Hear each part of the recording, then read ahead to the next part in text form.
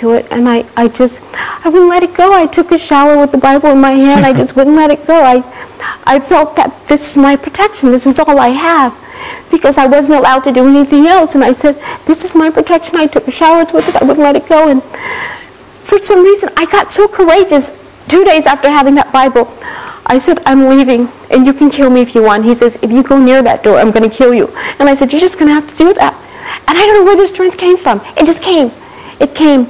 And I said, but before I do it, I need my passport, because I didn't have a passport or nothing. With driver's license. You can't go anywhere without identification.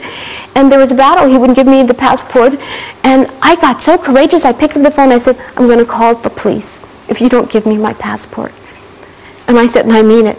And that's when he beat me, and I have the marks from here he picked up a bottle and just says, no, when did you get this defiant? Because I was so passive. And I think it's from being a Jehovah's Witness. You believe people, you trust people, and he was Bengali, and he was a con man, and I didn't know that world. I was so... But you had the strength that day. I had the strength that day, and I got on the phone. He went that night, after that night, he went into the shower, and to take a shower, and I watched him, and I looked at the phone to make sure that he didn't pick up. The minute he got in the shower, I ran to my phone book, and I picked up the phone, and I turned to the J's, and there was the Jacksons, and I called the first number that I saw, and I dialed, and it was my brother, Randy. Randy answered the phone. I said, hi, Randy, it's Latoya. And he said, Latoya, hi, how are you? I said, Randy, you got to listen to me, please. You got to come get me. He goes, where are you? I said, I'm in New York. Please come and get me. And he goes, hold on. I said, no, I don't have time. And he put my mother and my father on the phone, and they said, oh, Latoya, please come home. Where are you? I said, I'm in New York. I said, you guys have to save me. He's going to kill me. He promised he's going to kill me. So Randy, he says, he hangs up, and my father goes, Randy, get on the plane right now and go get her. Randy gets on the plane, and I tell you, he comes to get me, and it seems like a lifetime. Right. It seems like it was going to be such a long, long journey, because I'm waiting, and I'm waiting, and I'm waiting. And he's out of the shower, and he goes to his office in New York. And I keep my pajamas on all day, because I don't want him to think that I'm going somewhere. And I keep them there. And just in case he comes back, because all these little tricky things, like I'm coming back to check something suspicious, because how do I know he didn't look and see the red light on to know that I was on the phone? And I kept my pajamas on, and Randy says, he says, I'm almost there, I'm getting closer, I'm getting closer. I said, please hurry. I said, and I told him where I was. I was in a hotel, by the way. And I said, okay, this is the room number, come up. And Randy said, okay, be ready. And he knocked on the door. I took my pajama bottoms on, put on a pair of pants, and just left like that without nothing. I left with absolutely nothing.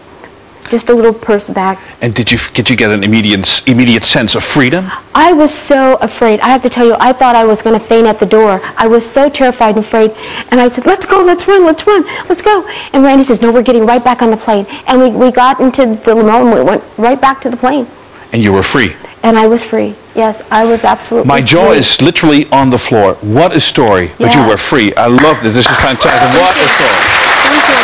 I have been sitting and listening to this breathlessly. Yes, thank you. Thank you.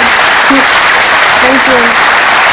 What a story, what a story, what an escape, what an escape, and fantastic, fantastic. I got to take a quick break. Okay, sure, go I got to take a quick break, and we'll come back, but this is a fantastic story, unbelievable. This is a movie, but I mean, it's such a, what a happy ending that you got out of it. Oh, yes, I did.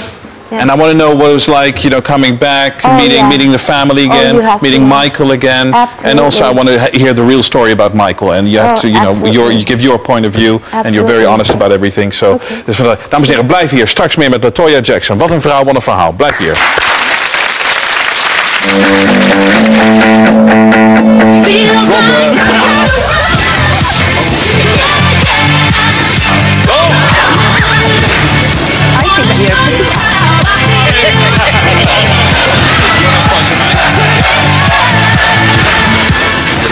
Show in the world, you have to be in that show. This is the livest motherfucking TV show I ever been on.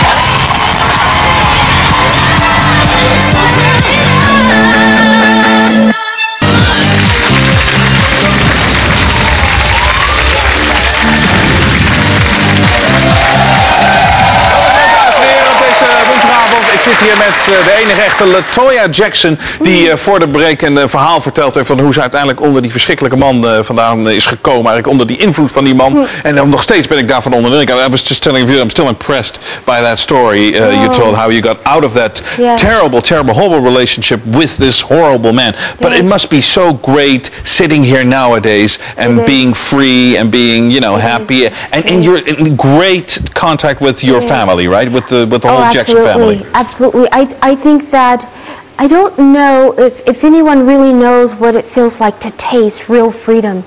And you have to just when I broke away, it was just like a breath of fresh air. However, it didn't come immediately. It took a good while for me to feel that way. Sure. Simply because I still had those symptoms of him and those thoughts, and that fear was still there, and I didn't feel safe. I didn't feel protected. I felt like I'm still too close to New York, so I went to Las Vegas and the whole bit. However, he threatened to come there and kill me, and he kept going and going. My brother was so good for me.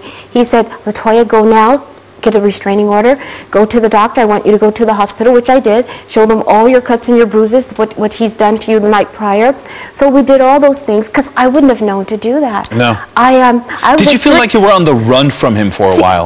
I did because see, although I was totally of age, I was still like a 16 or 15-year-old because I didn't know anybody. I was a strict Jehovah's Witness, and he took me from that to him. So You'd lost 12 years of your life. Everything was yes, okay, and I believed everything that a person said because that's what we're taught, that people are supposed to be honest, and my family's that way. So it's like he took this innocent character and just destroyed her. Destroyed her. But he did it very well. He always said, "You say that it's you who wants to do Playboy. You say this when you get there. Oh no, this is all my thoughts," and those kind of things. Although, you know, and I said, "Wow, this is weird." Did you do Playboy under his influence? Oh yes. Yeah. Oh, the people at Playboy will tell you. They call me Mother Teresa at that particular time because I didn't know. I had never seen a Playboy, first of all. No. Of course, you see the outside covers, but as a Jehovah's Witness, you're not allowed to look at them. Right. So I was one of those. I went so far with religion.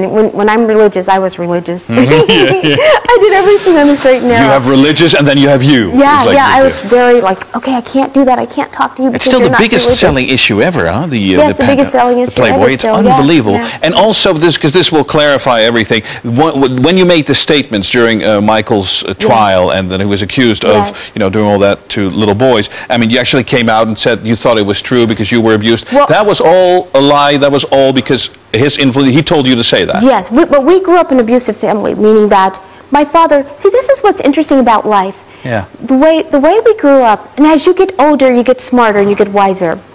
And I grew up. You don't realize sometimes when your parents beat you or spank you or things of that nature, they're doing it to help you.